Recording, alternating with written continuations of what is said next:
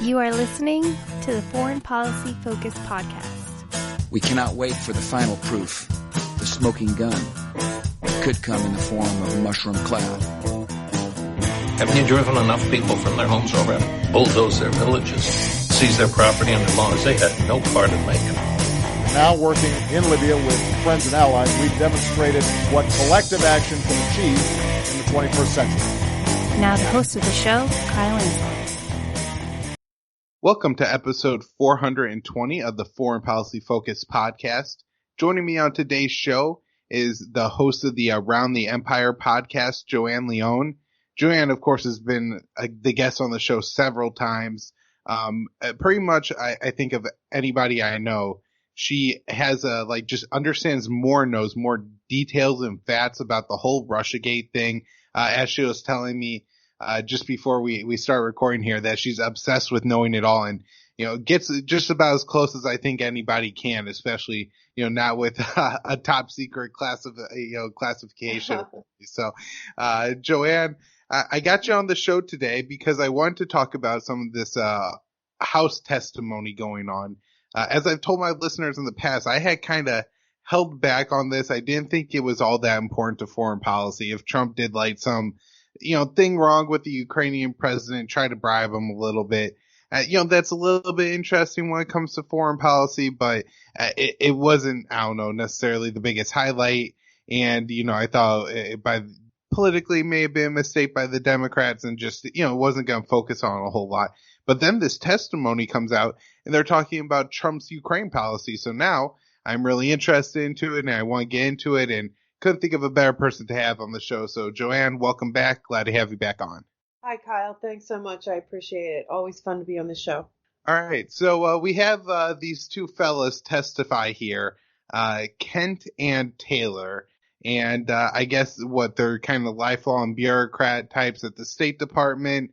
And they're going to say things that will let MSNBC run headlines that say, Donald Trump is clearly guilty here and will be impeached. Bombshells, Joanne, I read that we're going to have here. So were there any bombshells? And maybe, I guess, to just talk a little bit about Kent and Taylor. Well, if you take the perspective, there's sort of the real story, and there's the story that the way the media and the Democrats are presenting it.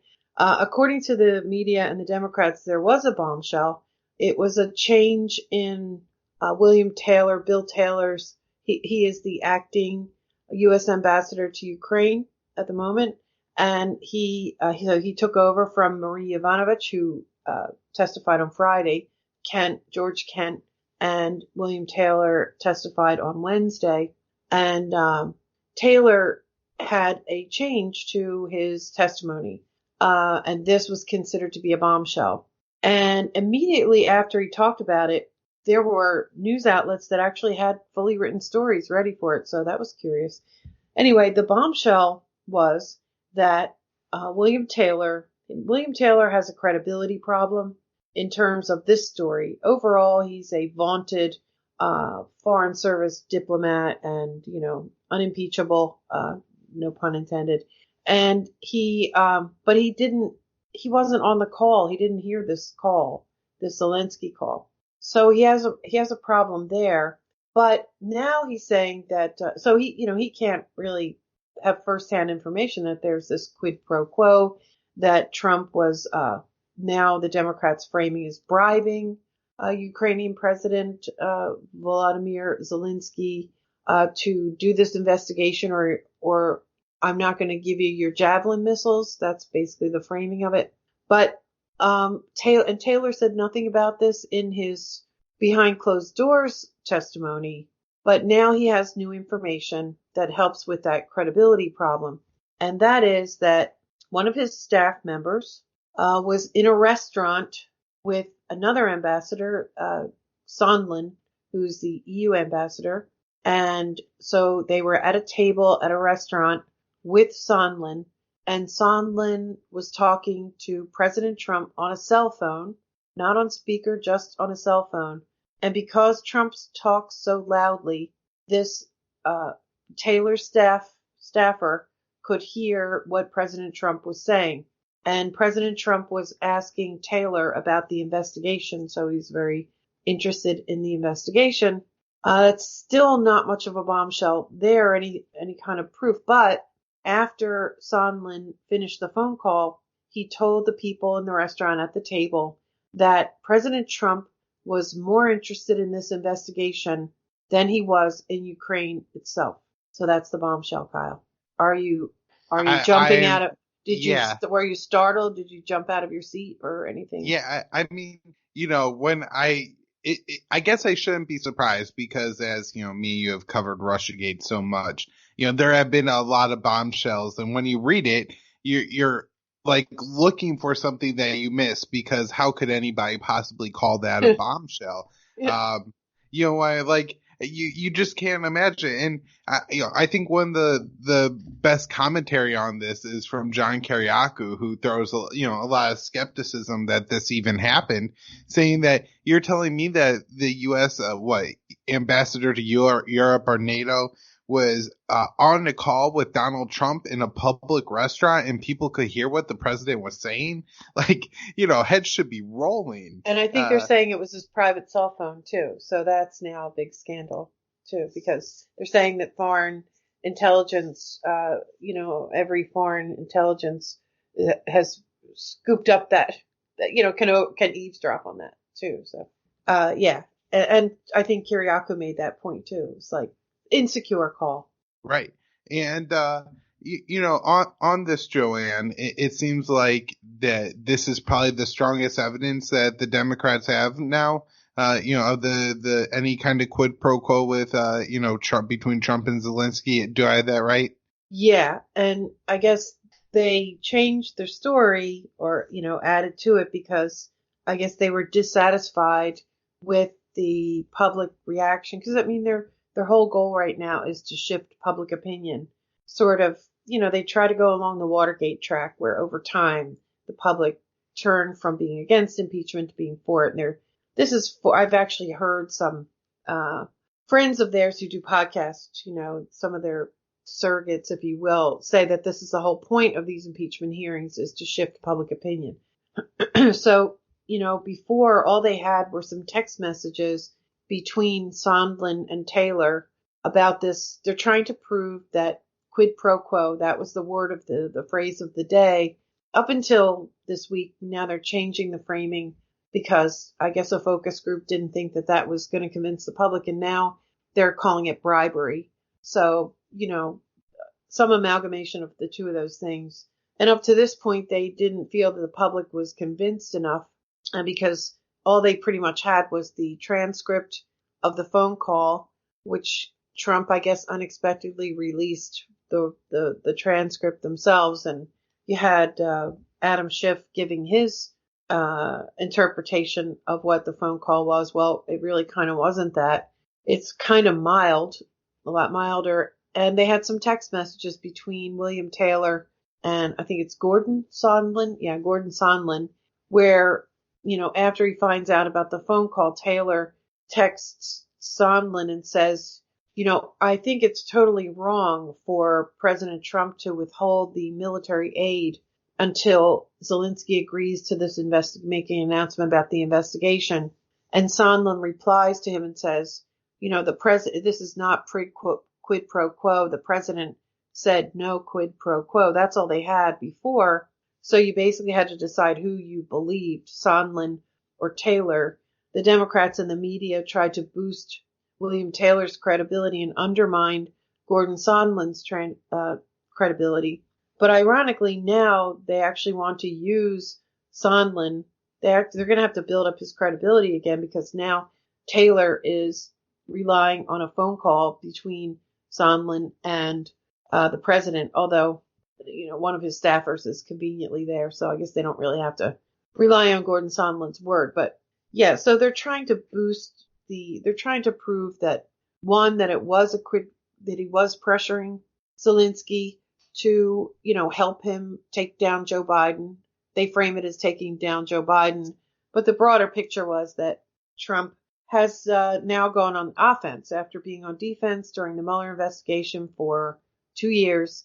He's now on offense He's all about investigating the investigators. Rudy Giuliani is working with him on that. Bill Barr is allegedly working with him on that and these two other investigations that are going on. So they want to prove that he did quid pro quo, or bribed Zelensky to help him with his investigate the investigators thing, and that they also have to prove intent too. I think there's a federal statute. I heard Andrew McCarthy talking about the federal bribery statute. The bribery doesn't have to be successful. In other words, you could just try attempted bribery is good enough. It's a crime, but you do have to prove intent. So I guess what they're trying to do here is prove Trump's intent. But yeah, that was pretty much it. And then George Kent, why he was there, I'm not exactly sure. But all of the Democrats, when they question the witnesses that they bring forward, basically they spend all of their time boosting their witnesses. And the focus was clearly on almost deifying William Taylor. You know, he went to West Point. He served in the Vietnam War. And then he was an honored public servant for all of this time. And all that may be true. He's also, though, a dedicated Cold Warrior. And so is George Kent. And George Kent is, he's been part of the, what's his official title? He's like he is Deputy Assistant Secretary of State for European and Eurasian Affairs since September 2018. So he's in the Victoria Nuland camp of the State Department. They are, they were instrumental in the actual coup in 2014 in Ukraine. And they've been working, they've dedicated their lives basically to an anti-Russia, pro putting Ukraine into NATO agenda, since then. So that's who George Kent is. And I guess the other bombshell, but maybe we'll talk about this later, about what he said about the Minutemen, which is really kind of tells you everything about who he is. Yeah, I think it's a good time to mention that. I think there's while the actual impeachment thing going on here seems to be a little bit of a show, as you kind of explained that what they have is quote unquote evidence, which seems to their biggest claim seems to be like hearsay. I guess it doesn't seem like there would be a whole lot of actual substance if it was just the impeachment hearing, Joanne. But there is quite a bit of underlying stuff that I think we could get into. Certainly there's a lot of Russiagate stuff going on here and in the background of this, and Ukraine, the role played there, and the investigations, as you alluded to, of like Giuliani, William Barr, Durham, and all these reports that we'll soon hopefully see. But kind of focusing today, more on the testimony, I think one of the underlying things that's actually really significant is that a lot of this impeachment stuff seems to be around the fact that lifelong bureaucrats didn't like the policy that Trump was, trying to put forward in Ukraine of being willing to cut aid, in maybe not even in exchange for favors, but just, kind of as a American first foreign policy, as a candidate, he even went so far as to suggest it may not be, worth squabbling with Russia over Crimea, and just to recognize that so we could get on and improve the relationship between the two countries. But, maybe not being willing to expand NATO there or something like that, by cutting this aid, it seems like that was a real concern. So, one of the I guess the biggest quotes to highlight this was this Minuteman quote, and I'll go ahead and let you set it up, Joanne. Yeah, so Kent is describing, they talk a lot about Ukraine itself, and they talk about there's a narrative that this group of people use all the time. They talk about Europe whole, free, and at peace. And it's all part of an ideology, that it's the anti-Russia ideology. And they use a lot of that. And they're trying to convince us that Ukraine, at the same time with all the other things they're talking about, they're trying to convince the public that the work that we're doing and the aid that we're giving in Ukraine is in the interest of our national security, which is very hard to prove, very hard to argue, and also that, that Ukraine is a worthy recipient of all of this. And they talk about what do they call it? The revolution of dignity or something they call the Maidan. They don't call it the Maidan anymore, although that was the name used for it during the uprising that led to a coup in 2014. And he speaks of the people who we're giving this aid to. And he also wants to convince the public that they're freedom fighters. It's the same regime change type of narrative that we are fed all the time. And while doing that, he describes the battalions and the people who fought in the civil war in eastern Ukraine against the separatists. He describes them as being like the Minutemen, when the truth of the matter is that these battalions, as is well known but not well reported, that they are part of, the nicest way you could refer to them is to call them ultra-nationalists. But what they really are is they're followers of, they're Banderites, if you will, from Stefan Bandera, who was a Nazi collaborator in World War II. And they are Ukraine nationalists, and they are rabidly anti-Russia. They want to eradicate the Russian language, which pretty much everybody in Ukraine used to speak. And this is being masked. It has been masked. They've now been incorporated. They actually are part of the government, though they're a small minority in Ukraine itself as far as population goes. They played a large role. They were the muscle for the Maidan coup, and they were, to a large extent, they were the shock troops in what they called the anti-terrorist operation, which was the Ukrainian government forces tried to move in and, make the separatists in eastern Ukraine who objected to the coup to force them to submit, to take over that territory where there happens to be a lot of valuable assets. So, they're still trying to perpetuate this myth that these are patriots, these are freedom fighters, and that's why we should give them military aid. President Obama refused to give them lethal aid. They somehow divide it, like, yeah, we'll give them military aid, but only defensive military aid. And that's been a big gripe among people like George Kent, Victoria Nuland, and that whole camp. They want to give them Javelin missiles. For some reason, Javelin missiles is one of the big things they want to give them. They're trying to convince you that they are these noble freedom fighters, but, no, they're not. They're also used, I'll just mention real quickly, as leverage against the Ukrainian government.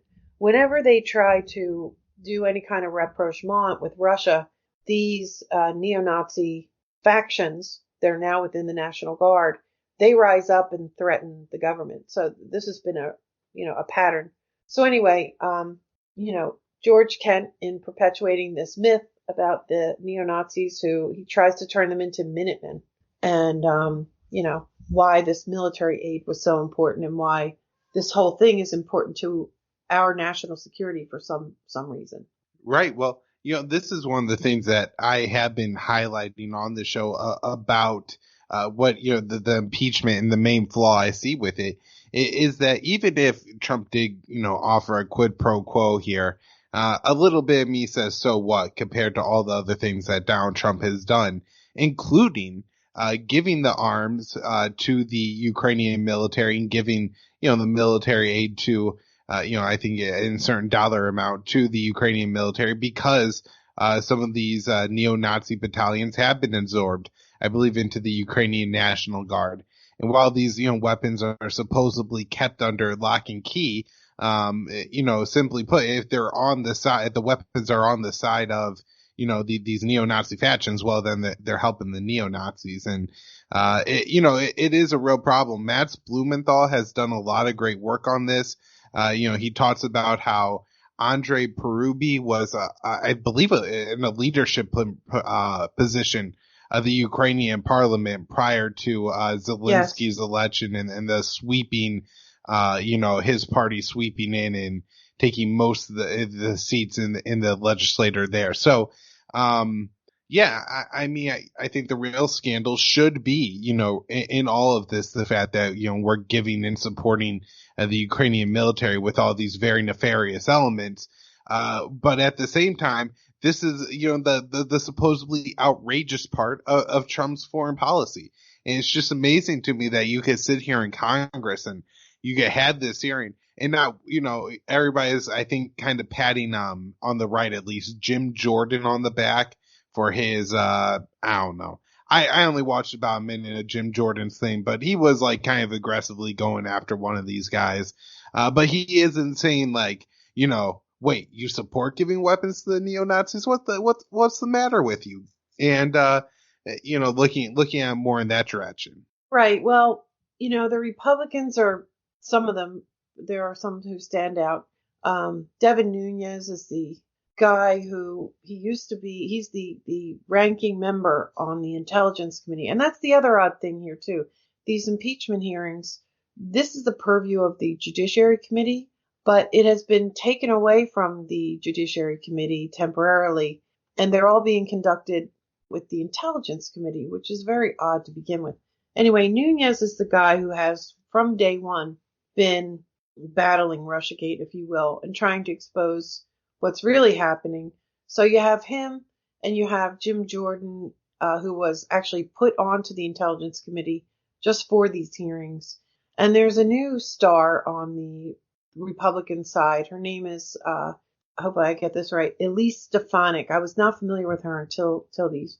She's a Republican congresswoman from New York, which is kind of, unusual in itself, but she's from upstate New York. Anyway, they are defending Trump in this and defending their narrative. There's actually a book out that just came out, I just read, called The Plot Against the President by Lee Smith from Real Clear Investigations, who've actually been doing some good work. These are people who would normally be my political enemies, if you will, but they are only going so far though, because there are certain things that you're not allowed to question, like the fact that the military aid was a good thing. There's pretty much consensus on that. The military, so they can't touch that part of it. Also, they all have adopted the Russia did meddle in our election thing. That's like a foundational cornerstone that can't be moved. So they stick to those things, but they are questioning what really happened, and they are all in on the Ukraine meddling in the 2016 election in favor of Hillary and against Trump. So it's a bit confusing. So there's a bipartisan consensus on the fact that we must continue to give Ukraine assistance and military assistance, and Russia's the enemy and they meddled in our election. So there's that. I don't know if that makes sense, but no, it's an important factor. It really is. And, I think there's a lot of parallels that I see between, Ukraine Gate and Russia Gate, especially from the, what the establishment side is seemingly seeking to do. And, a big part of Russia Gate, I think, and we've talked about on the show, Joanne, is this whole idea of hemming in Trump's foreign policy. Yes. Candidate Trump. Again, the Crimea thing was huge. That was, I think, one of the few things that really got me. And I don't want to say like excited about Trump. I didn't go out and vote for the guy, but the reasons for optimism about Trump, the fact that he understood what was happening in Crimea well enough to say that, maybe that should go back to that seemed, I mean, of course he hasn't done anything about it. So there's no reason to really celebrate the guy as a president, but as a candidate, that was something, talking about NATO being obsolete. Now that he said some other stuff about just transforming NATO, but generally, Trump's unwillingness to, kind of inherently go along with the foreign policy consensus that Russia has to be the enemy of the United States. And so then maybe here again, we're seeing that this is they're, constraining Trump because he ultimately ended up releasing all the foreign aid to Ukraine anyways. Yeah, he did. And the Russian sanctions are still in place. And he's actually overall, his policy toward Russia has been more hostile than Right. actions. He left the INF treaty. He's not going to renegotiate the New START treaty, talking about leaving the Open Skies treaty. His policy towards Russia has been extremely hawkish. Sorry, but he's not a true believer, though. Like, that's why I mentioned the language that they use. Ukraine, Europe, whole, free, and at peace. This is an ideology. This is a decades-long project, and it is, it's the ultimate goal, I guess, is regime change in Russia, and to get in there and to overthrow their government and subvert it and go back to, owning it and taking its resources. The project that was in progress during the 90s, after the fall of the Soviet Union, the project that Vladimir Putin stepped in and stopped.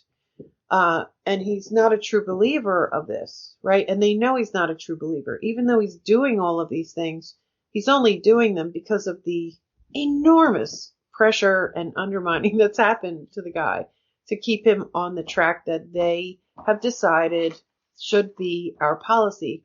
And they kind of openly say things like this. I don't remember their specific quotes, but both of them sort of expressed things that show that the issue they have with Trump is that he's deviating from U.S. foreign policy. And people who are really listening are like, wait, what? Deviating from U.S. foreign policy?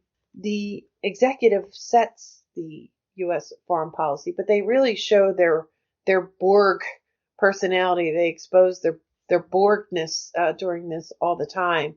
And some of the arguments the Republicans are making are, your real gripe with Trump is that you don't agree with his policy, and you can't impeach a person for disagreeing with their policy, which is what you're really trying to do, is sort of what the Republicans defend him on that. And they're also trying to expose the farce that this whole Russiagate and the Mueller investigation, and it now continues as Ukrainegate or whatever you want to call it. It continues, but it's all part of the same project, basically. And so they are trying to expose that. And, they're also trying, it's a political game that's going on during these things.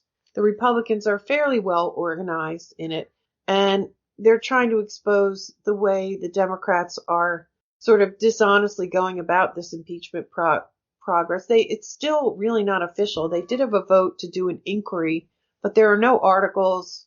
The way they've gone about it, they bring these witnesses into this skiff room that the Intelligence Committee, I guess, uses for its meetings. They do these depositions. They question these witnesses. And then they decide who is going to come out for a public hearing, because the Republicans have been raising hell. They're saying, why are you doing this all in the basement in the dark? They're calling it auditions for the public hearing. So they're trying to, undermine the whole impeachment charade. I happen to agree with them on this. It is a charade.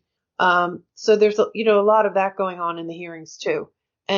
But their main goal is to convince the public that, Ukraine is good.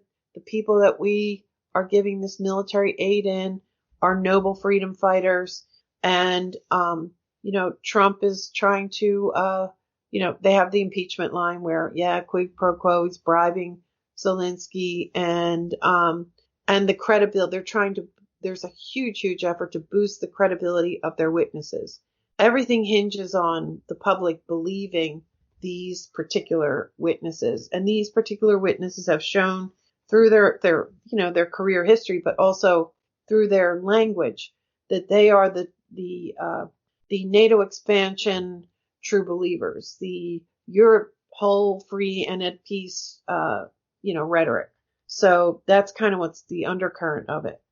All right, Joanne, that was absolutely fantastic. Is there anything else from the hearing that you think really needs to be discussed? No, it's a lot of minutia and a lot of theater. But right. So hours of hearing, we boil it down to the most important half hour for you on the show. And, and then get into, I think, of course, what's more important going on here. with U.S. foreign policy. Now, I think there's another layer to this that's probably even more important with the ties in with Russiagate. And Joanne, I'm certainly going to have you back on the show. Hopefully in the near future, we'll have, either one of these reports or maybe we'll have just collected enough information between the two of us to do another show and kind of really cover, the Ukraine connections into Russiagate and, just all the deep ties that John Brennan has, who's been a particular focus of ours throughout this whole Russiagate saga. Yeah, I think we could do that as a collaborative effort because the underlying story here of what really happened, it is really important if you don't know that, you must be really baffled about what's going on right now. There's another hearing on Friday with Marie Yovanovitch, which is a whole nother story, but she wasn't even in, Trump removed her from, he replaced her, before this July phone call even happened. But they brought her in for another very confusing hearing as well that I guess we could talk about another time. But again, it was about boosting her credibility. She's also a true believer. She's been accused of undermining Trump and criticizing Trump, but they're painting her as a victim, a martyr who's been attacked by Trump. And they're even throwing some witness tampering in there, which is really ironic because at the moment that Trump tweeted something mean about her, while she was testifying, and of course they brought that up in the hearing, and at that time that Adam Schiff called out this tweet that Trump had just sent, he said, I can't remember his exact quote, but he said, we take witness tampering very seriously. And that very day, a Washington, D.C. federal court jury had just found Roger Stone guilty of 7 felony charges, one of them being witness tampering, which was, I don't know whether that was just a very, I think it was a coincidence, the timing, but it was, I don't know, just an interesting detail. But yeah, she really was there pretty much for the same reasons. She's been accused of undermining the investigation that Giuliani was doing, and being hostile to Trump and him replacing her.